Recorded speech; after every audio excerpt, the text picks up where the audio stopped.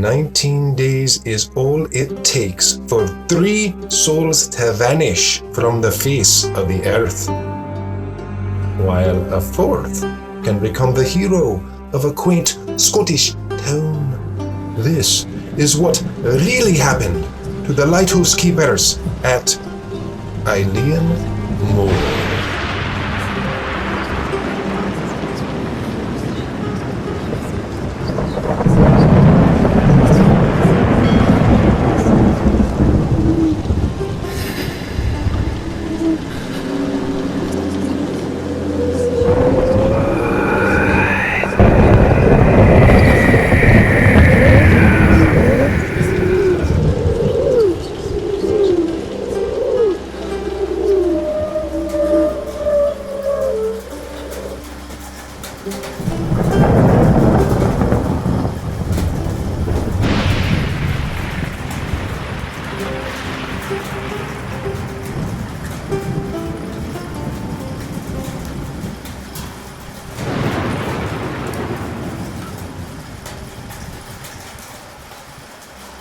"20,000 shipwrecks have occurred in the frigid waters surrounding Scotland, many of them off the northwest coast around a cluster of islands known as the Seven Hunters.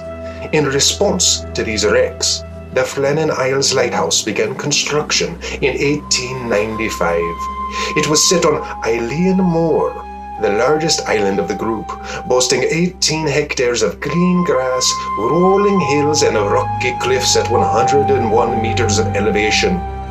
The stone structure would stand 23 meters above the island's tallest point and serve as Scotland's state-of-the-art maritime beacon, the first to debut a cutting-edge 140,000-watt Benson Lee automatic lamp, which meant, for the first time, Scottish lighthouse keepers would not have to service the light daily.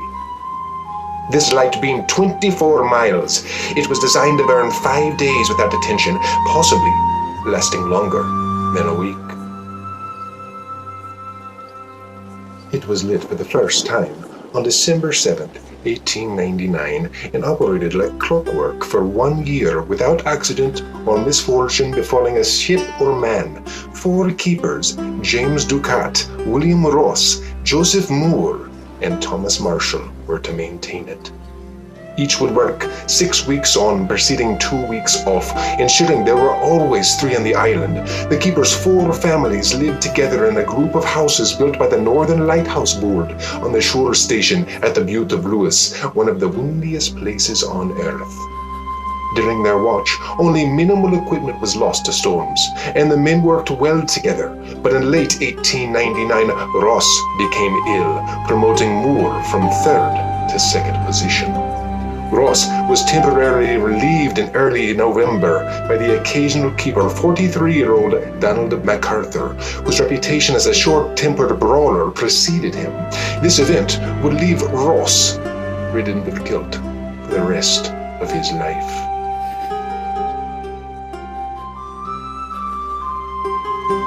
On the 1-year anniversary of the lighthouse's operation, Joseph Moore disembarked Eilean Mor for shore leave, reporting to the Northern Lighthouse Board and the keeper families that all is well. He would not return until the day after Christmas, a nearly 3-week absence due to inclement weather. Late on December 15th, a steamer named the Arctur had passed the island, noting that the light was out. Captain Holman of the Arctur recorded the weather conditions that night as calm but stormy. He did not report the light out to the Northern Lighthouse Board until December the 29th. They then cross-referenced this claim with an observer they had hired named Roderick Mackenzie, who lived on Gallen Head in Lewis, around 20 miles away. Mackenzie's job was to watch for any signals from the lighthouse. He was paid £8 a year to report immediately should the light go out or if any rescue flags or flyers were sent up. Mackenzie made no excuses for being late on his job. He informed the board that he often lost sight of the beacon for 4 or 5 days at a time due to fog, and that he had lost sight of it on December the 7th. He did not see it again until December the 12th, before it was relit the day after Christmas. His sons claimed to have seen it on the 13th and the 14th. Well, Moore's scheduled relief day was December the 20th. but his journey was delayed by intense weather and seas. Nearly a week later, he was able to reach the island on a large vessel named the Hesperus, captained by James Harvey. Moore told Captain Harvey that upon arrival, his 3 co-workers should greet them on the 160-step stairway, but to their surprise, the stairs were vacant. The lighthouse flag was not flying, and the landing stage was not loaded with boxes. The Hesperus fired 3 flares, and their foghorn screamed, "More!" 7 times as they approached the island, but there was no sign of life. Moore urged Harvey that something had to be wrong. He requested a small dinghy to inspect and stepped off the Hesperus, accompanied by 4 men, Mr. MacDonald, the Hesperus buoymaster, and 2 seamen. Moore hummed an old Scottish folk song as they crossed the eastern bay.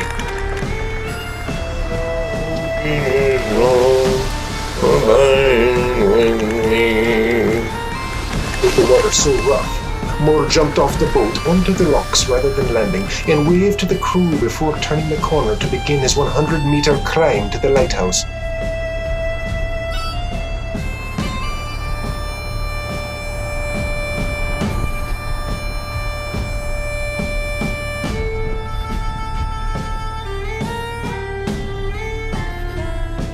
Joseph had grown to hate Eilean Mor, as did the other keepers. On his journey up the steps, Moore reported that he felt as if someone or something was watching him. He scanned the cliffs above, where 3 giant black birds were perched side by side. Their beady eyes were focused on him.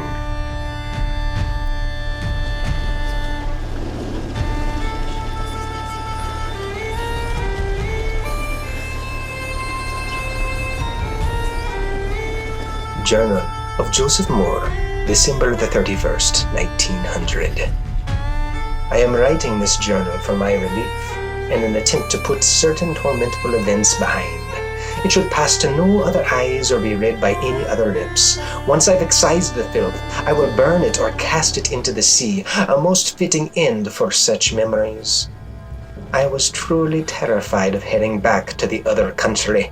That's what we called the place, Eilean Mor. But I knew I had no other option, save for my own disappearance.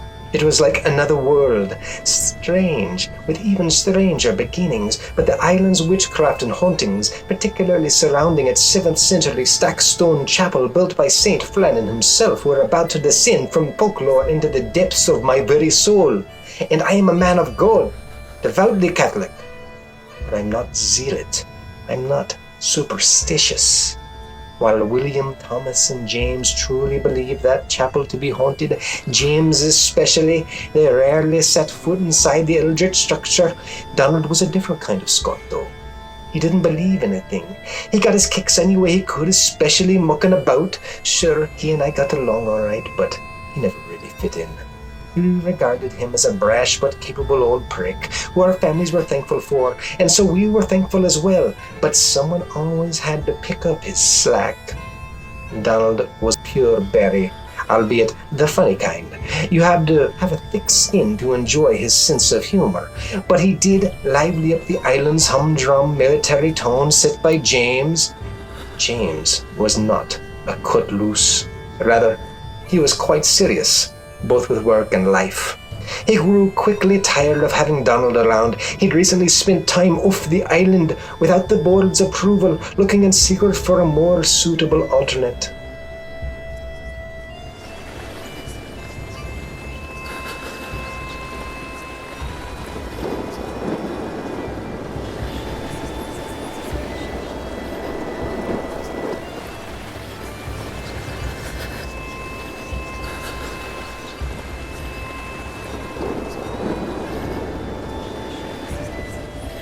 Donald kept sleeping in that chapel, drinking his supply of scotch. Like clockwork, he'd break through the kitchen door in the early morning and crow like a rooster, "Soup's on, boys!"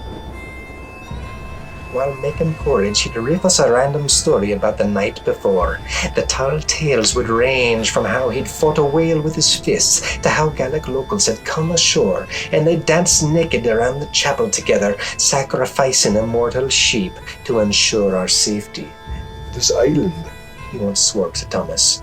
keeps the sheep a-living for as long as they live on it. The grass feeds the sheep, so we can feed on them, so the island can feed on us. He was a pure bullshit artist. How? Thomas asked. Well, it's in the mist, lad. You've seen it. His stories never set right with James. The week after he'd returned, I woke him inside that chapel. He hadn't seemed his usual jipper self, so I says to him, "You're a buggin' dubber today, Donald. Why don't you sleep inside and take a bath once in a while?" His response is low and heavy as an old foghorn's. The creepy wanker. He rolled over, covered in muck. Oh, bite your head more. I'll wash and I won't. He winked at me and spit when he talked. "Just take it easy on the booze, pal. We hear you singing till the sheep yell, 'Morning.'" Oh, bollocks. Enough of that spoon. Bolt out of here more. I got work to tend. He'd been on a headstrong bender for days, struggling back home.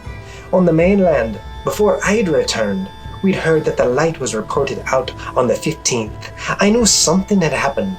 They'd think the weather, but surely Donald was to blame. Our families would soon be stricken with grief and turmoil. I could feel it. I'd been dreaming it. But the women, they didn't want to believe it. When they first heard, they told their weans everything was all right. The kids made me promise I'd bring their dads home, and I swore to them that I would. But I hid their loss in my eyes as I agreed.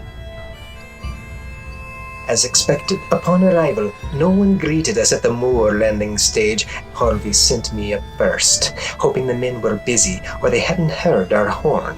But as I walked up those steps and saw those birds, their eyes whispering secrets to me that I had begged myself were mere nightmares, memories from weeks earlier came flooding back like a tidal wave, exploding inside my gully. Upon the entrance, I found the gate closed. I made for the door leading to the kitchen and storeroom, found it also closed, as well as the door inside that, but the kitchen door itself was open. On entering, I looked into the fireplace and saw that the fire had not been lit for some days. I then entered the rooms in succession, finding the beds empty just as they had been left in the early mornings. It was an eerie sight, and I knew I had to get to the Hesperus quickly. I told Captain Harvey that I immediately ran down to them, but that wasn't entirely true. First, I had a promise to keep. No one needed to know. Captain Harvey telegrammed the boss, Robert Muirhead, superintendent of the Northern Lighthouse Board.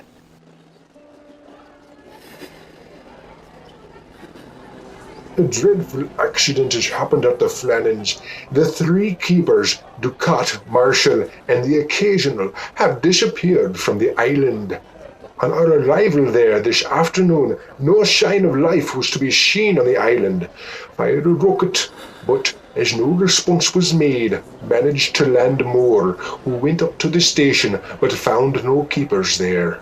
The clocks were stopped, and other signs indicated that an accident must have happened about a week ago. Poor fellows.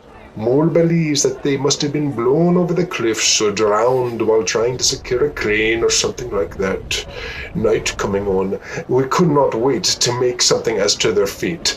I have left Moore, MacDonald, Buoymaster, and 2 seamen on the island to keep the light burning until you can make other arrangements.